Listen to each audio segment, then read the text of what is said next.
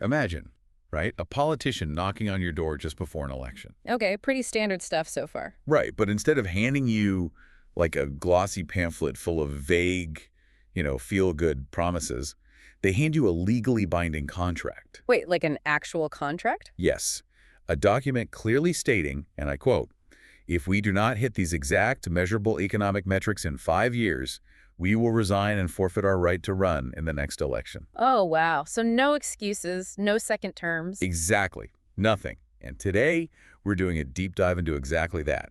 It's the 2022 Manifesto of Nepal's Rastriya Swatantra Party, or the RFP. And this document, it's called the Patra, right? Yeah, which translates to the document of promises. Yeah. And honestly, it reads way less like a traditional political platform and, well, more like a hostile corporate takeover of a broken state. It really does. But, because we are looking at a highly charged political document today, we should probably establish our ground rules right up front. Definitely. Always important. So, as always, we are completely impartial here. We are not endorsing the RSP, we aren't endorsing its leaders, or any of the political viewpoints contained in this manifesto. Right, we're just analyzing the text. Exactly. Our role is strictly to act as your guides. We're objectively analyzing the ideas, the structural reforms, and the systemic logic proposed in this specific text to see what can be learned from its approach to governance. Spot on. And to understand the radical solutions they're pitching, we first had to look at how they diagnose the disease. Yeah, you have to know what's broken to fix it. Right. And right in the source material, there is this incredibly striking cartoon.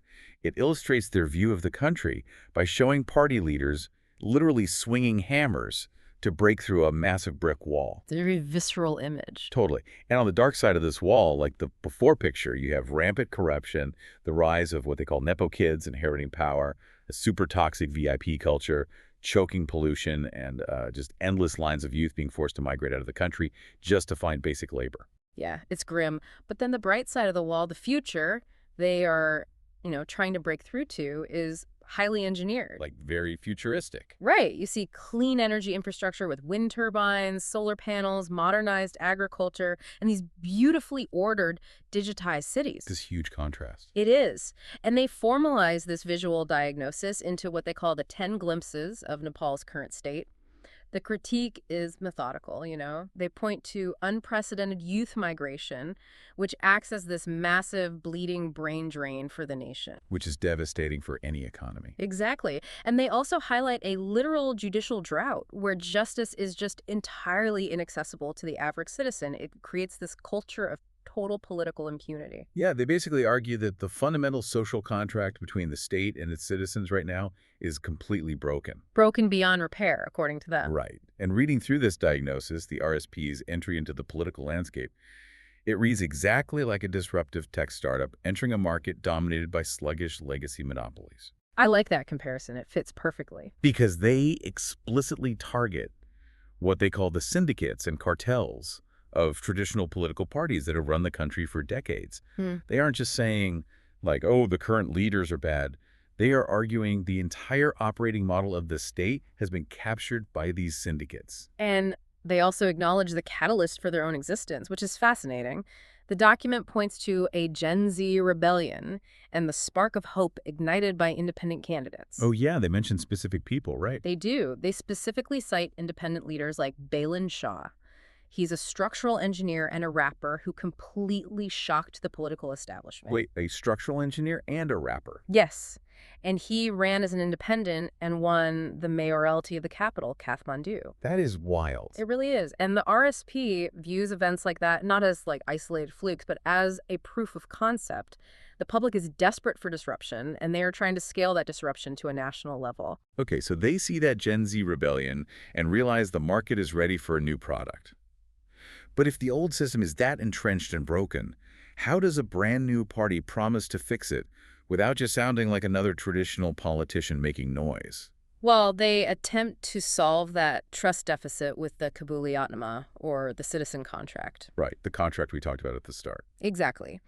This isn't structured as a list of abstract hopes. It is a hard 5-year deliverable. They target the year 2087 in the local Bikram Sambat calendar. Which is roughly the year 2030 for the rest of us, right? Correct. So they are giving themselves exactly a 5-year runway to execute 5 core priorities. Let's break down how these priorities actually interlock, because they aren't just some random wish list. No, they build on each other. Right. So the first priority is integrity and good governance. They define this as eradicating corruption and shifting to fully digital, line-free government services. Which sounds great, but it's just the foundation. Exactly. It's the foundation for priority 2, middle-class expansion. They want to boost the per capita income to at least $3,000 and create a $100 billion economy. And to hit those massive economic numbers, you need priority 3 and 4 working together. Priority 3 is jobs. They want to create 1.2 million formal, safe jobs to explicitly end the forced migration of the youth. That's a huge number of jobs for a 5-year span. It is. And you generate those jobs through priority 4, connectivity. They are aiming to build 15,000 megawatts of electricity, 30,000 kilometers of national highways, and high-speed internet everywhere. Okay, so the logic is that you cannot build a $100 billion economy without the energy grid and the roads to support it. Exactly. And building that grid creates the 1.2 million jobs. Which perfectly leads into their 5th priority, focusing on the diaspora. Once you have the jobs and the infrastructure, you can turn the current brain drain into a brain gain. Right, bringing the talent back. Yeah, they plan to implement voting rights for non-resident Nepalists and create a secure, legally protected environment for them to invest their foreign capital back into these new domestic projects. So the entire system is this cause and effect engine. But this brings us back to the resignation clause you mentioned at the very beginning. Right. The document states in writing that if the party fails to deliver on these 5 pillars, its members will face the political punishment of not seeking office in the next election. See, I have to push back on this. Is this actually realistic? What do you mean? Well, let's say they build the infrastructure, but they only create like 1.1 million jobs instead of exactly 1.2 million. Or the economy hits 90 billion instead of 100 billion. Does an entire ruling party just collectively agree to walk away from power? It's a fair point. I mean, it feels heavily like a marketing gimmick designed to grab headlines. Yeah. You know, The skepticism is entirely warranted. The reality of executing a mass resignation is highly improbable. However, the mechanism of resignation might be less important than the psychological shift it represents to the voter. okay, how so? Historically, the manifesto argues, politics in Nepal has operated in a space of sacrifice and entitlement. A politician feels entitled to rule today because, say, they went to jail for democracy 30 years ago. So resting on their laurels. Exactly. The RSP is trying to force a cultural reset. By putting a hard metric and a severe penalty on paper, they are shifting the evaluation of leaders from, what did you sacrifice in the past, to, did you hit your KPIs today? Okay, that makes sense. They're essentially trying to fire the entire concept of the career politician. Yes. But, promising an economic boom and actually achieving it are two very different things.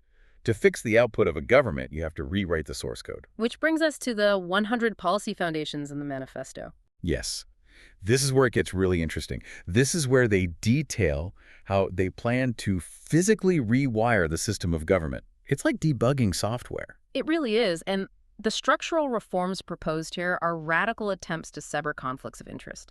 For instance, they propose investigating past corruption cases, literally opening old, dormant files to end the culture of impunity. That alone would shake things up. Oh, absolutely.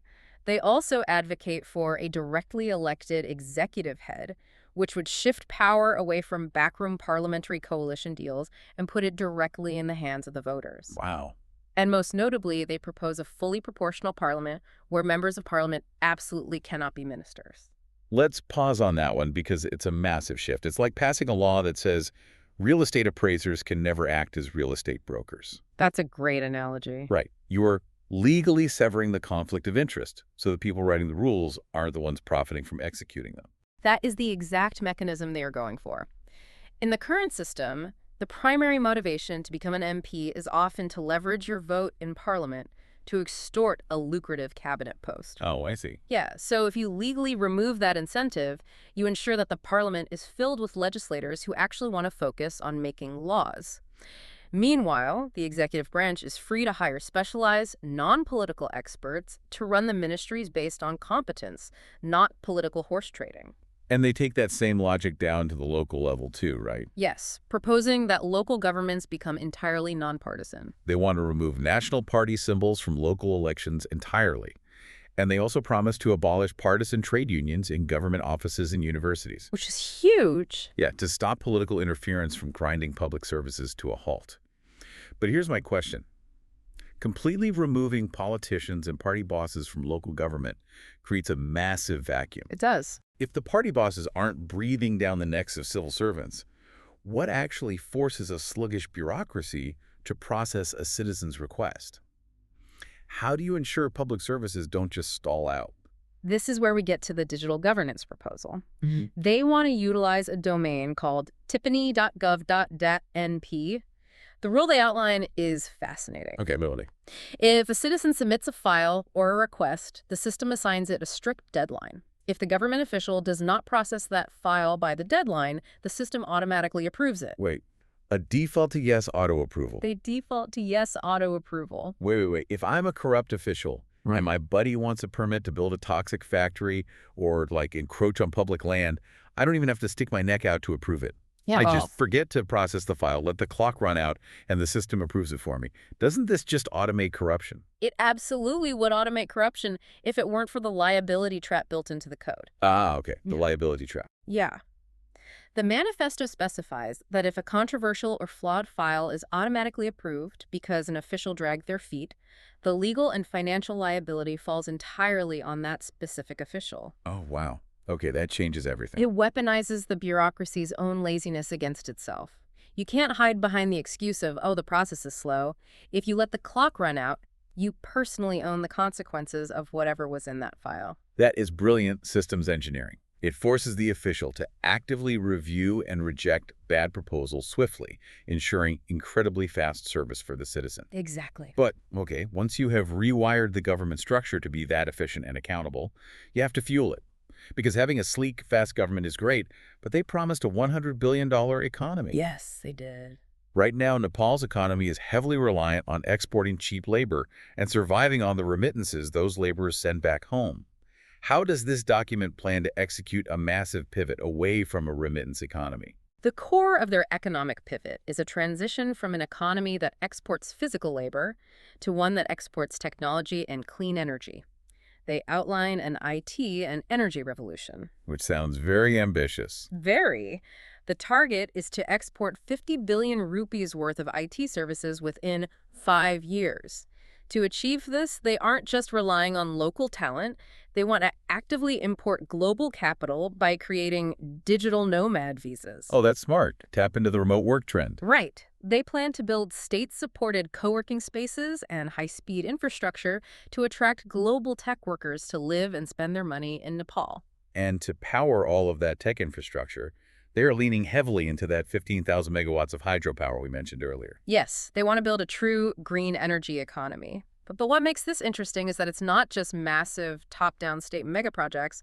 They propose a net metering system for regular households. Okay, so how does that work? This means if you put solar panels on your roof and generate more power than you use, the government is obligated to buy the excess power back from you. I love that. Yeah, it democratizes energy production, integrating the average citizen directly into the national grid as a producer, not just a consumer. That is so cool. And I want to make sure we don't just get lost in these massive macroeconomic numbers. Yeah. Because what really struck me about this document were the hyper-specific human-level policies. Yes, the social safety nets. Right. It grounds this grand billion-dollar vision in genuine empathy. For example, they propose the creation of the Jalan Upachar Kosh.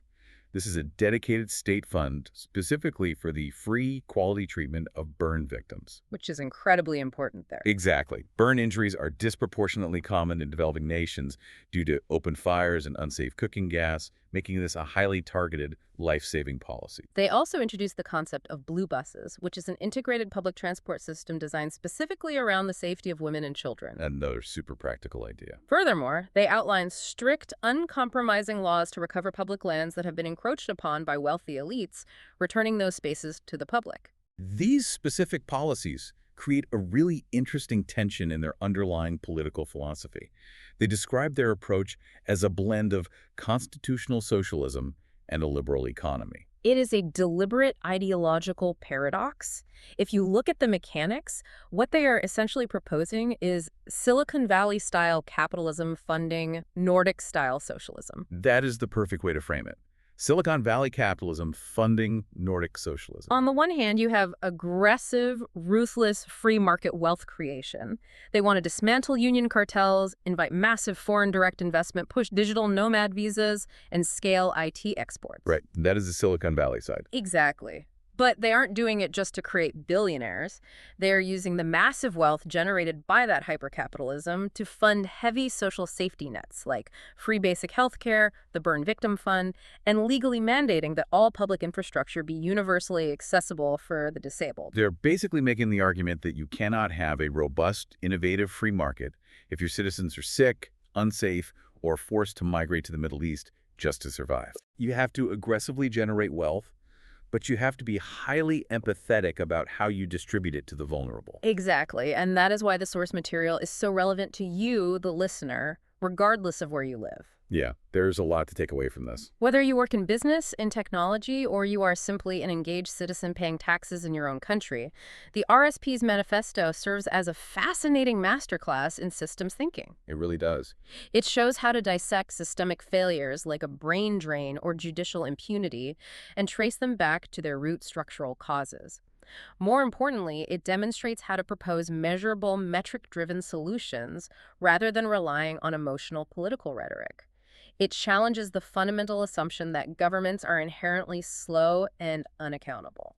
So if we zoom out and look at this entire deep dive, we've explored a document that acts like a corporate restructuring plan for an entire nation. Yeah, that's exactly what it is. They're diagnosing a broken system, proposing liability-driven digital software to fix the bureaucracy, completely severing conflicts of interest between the executive and legislative branches, and attempting to pivot a labor-exporting economy into a green energy tech hub. It presents a model where state machinery operates with the agility, the metrics, and the severe consequences of a startup. Which brings us right back to the very first thing we talked about, that written contract. Ah, yes, the Kabuliatnama. Right. We explored the wild concept of politicians signing a document promising to hit exact economic and infrastructure KPIs with a legally binding pledge to step down if they fail. It's a bold move. So I want to leave you with a final thought to mull over today. Think about the city or the country you live in right now. Think about the mayors, the governors, or the representatives currently in power. Picture them in your head. Now, if your own local politicians were forced tomorrow morning to sign a legally binding contract with a list of specific, metric-based KPIs, and they had to promise to resign if they didn't hit them in exactly 5 years, how would that completely change the way your city is run by tomorrow afternoon? It would certainly change who decides to run for office in the first place, that's for sure. It absolutely would.